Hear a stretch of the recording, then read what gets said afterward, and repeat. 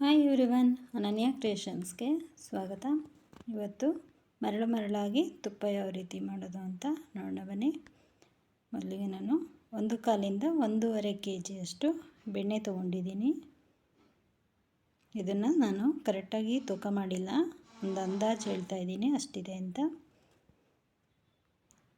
ಇದನ್ನು ಒಂದು ಪಾತ್ರೆಗೆ ಹಾಕ್ಕೊಂಡು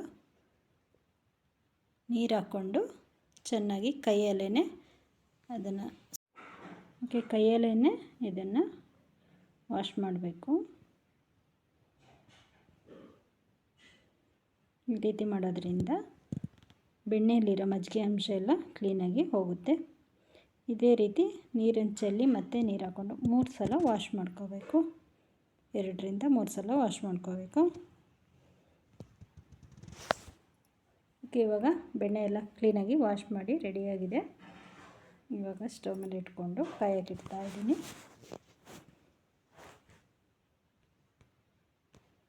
ಇದಕ್ಕೆ ಅರ್ಧ ಟೀ ಸ್ಪೂನಷ್ಟು ಮೆಂತ್ಯ ಪೌಡ್ರನ್ನ ಹಾಕ್ಕೊತಾ ಇದ್ದೀವಿ. ಹಾಗೆ ಅರ್ಧ ಟೀ ಸ್ಪೂನಷ್ಟು ಅರಿಶಿನ ಪುಡಿ, ಹಾಗೆ ಒಂದು ಚಿಟಿಕೆಯಷ್ಟು ಉಪ್ಪು, ಹಾಗೆ ಒಂದು ವೀಳ್ಯದೆಲೆ, ಇಷ್ಟನ್ನು ಹಾಕಿ ತುಪ್ಪನ ಕಾಯೋಕ್ಕೆ ಇಡಬೇಕು. ತುಪ್ಪ ಕಾಯುವಾಗ ನಾವು ಆ ಕಡೆ ಈ ಕಡೆ ಎಲ್ಲೂ ಹೋಗಬಾರ್ದು, ಅದನ್ನೇ ಸ್ವಲ್ಪ ಅಬ್ಸರ್ವ್ ಮಾಡ್ತಾ ಇರಬೇಕು. ಯಾಕಂದರೆ ಉಪ್ಪಿಡುತ್ತೆ, ಇಲ್ಲಾಂದರೆ ಸೀದೋಗ್ಬಿಡುತ್ತೆ. ಇದನ್ನೊಂದು 15 ರಿಂದ 20 ನಿಮಿಷ, 1 kg ಅಷ್ಟೆಲ್ಲ ಇದ್ದರೆ 15 ರಿಂದ 20 ನಿಮಿಷದೊಳಗಡೆ ತುಪ್ಪ ಆಗುತ್ತೆ.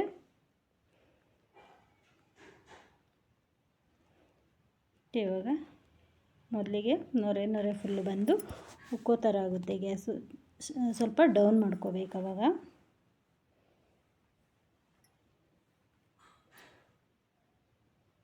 ನೊರೆ ಎಲ್ಲ ಸ್ವಲ್ಪ ಕಡಿಮೆ ಆದಮೇಲೆ ಮತ್ತೆ ಸ್ವಲ್ಪ ಉರಿನ ಜಾಸ್ತಿ ಮಾಡ್ಕೋಬೇಕು.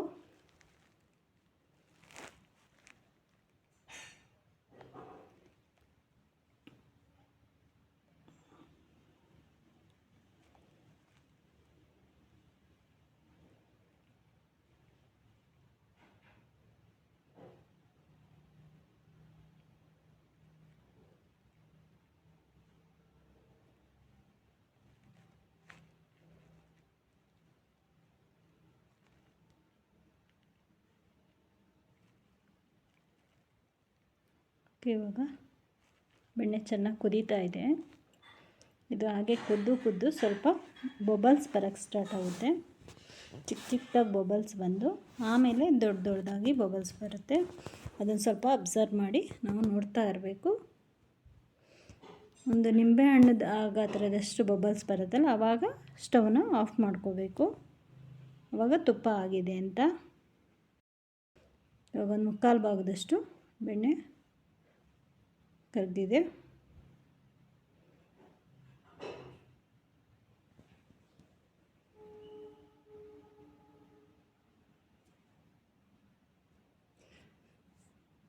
ಇವಾಗ ಚಿಕ್ಕದಾಗಿ ಬಬಲ್ಸ್ ಬರೋಕ್ಕೆ ಸ್ಟಾರ್ಟ್ ಆಗಿದೆ. ಅದು ಹಾಗೇ ಬರ್ತಾ ದೊಡ್ಡ ಬಬಲ್ಸ್ ಬರುತ್ತೆ. ಸ್ವಲ್ಪ ನೋಡ್ತಾ ಅಬ್ಸರ್ವ್ ಮಾಡ್ತಾ ಇರಬೇಕು. ಸ್ಟವ್ ಆಫ್ ಮಾಡೋವರೆಗೂ ಆ ಕಡೆ ಈ ಕಡೆ ಎಲ್ಲೂ ಹೋಗ್ದಂಗೆ ಅದನ್ನೇ ಸ್ವಲ್ಪ ಅಬ್ಸರ್ವ್ ಮಾಡಬೇಕು. ಇವಾಗ ಸ್ವಲ್ಪ ದೊಡ್ಡದಾಗ್ತಾ ಇದೆ ಬಬಲ್ಸು.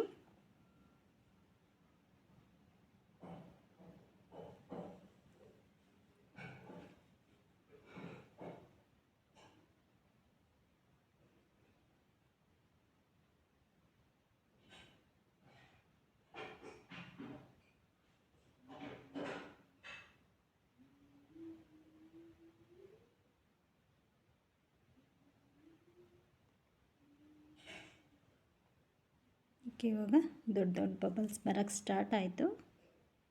ಹಾಗೆಯೇ ಒಂದು ನಿಂಬೆ ಹಣ್ಣದ ಸೈಜಷ್ಟು ಬಬಲ್ಸ್ ಬರುತ್ತೆ. ಆವಾಗ ನೋಡಿ ಸ್ಟವ್ನ ಆಫ್ ಮಾಡ್ಕೋಬೇಕು. ಇನ್ನೇನು ಬರ್ತಾ ಇದೆ.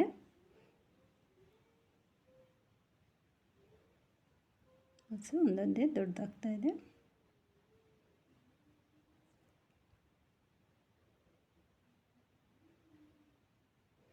ಇವಾಗ ಆಲ್ಮೋಸ್ಟ್ ಆಗಿದೆ ತುಪ್ಪ.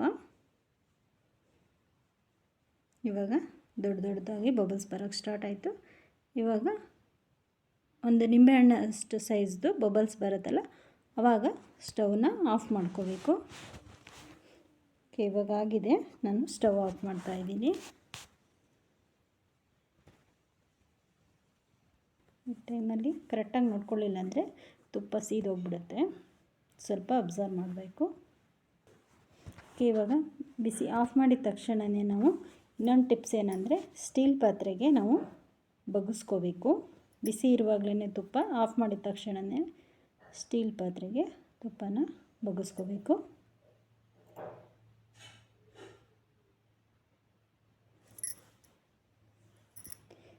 ಈ ರೀತಿ ಸ್ಟೀಲ್ ಪಾತ್ರೆಗೆ ಇಮಿಡಿಯೇಟಾಗಿ ಬಗ್ಗಿಸೋದ್ರಿಂದ ತುಪ್ಪ ಮರಳಾಗಿ ತುಪ್ಪ ಬರುತ್ತೆ. ನಾವು ತಣ್ಣಗಾದ್ಮೇಲೆ ಬಾಗ್ಸೋಕೆ ತುಪ್ಪ ನುಣ್ಣಗಾಗ್ಬಿಡುತ್ತೆ.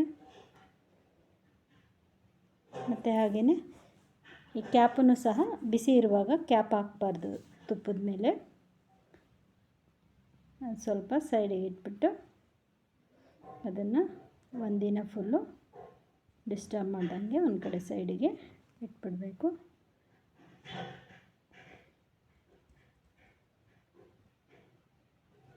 ಇವಾಗ ಒಂದಿನ ಆಗಿದೆ, ಫುಲ್ಲು ತುಪ್ಪ ತಣ್ಣಗಾಗಿದೆ. ತುಪ್ಪ ಮರಳಾಗಿ ಮೇಲ್ಗಡೆ ಈ ಥರ ತೆಳುವಾಗಿದ್ದರೆ ಮರಳಾಗಿದೆ ಅಂತ ನಾವು ಕನ್ಸಿಡರ್ ಮಾಡ್ಬೋದು. ತುಂಬ ಚೆನ್ನಾಗಿ ತುಪ್ಪ ಬಂದಿದೆ.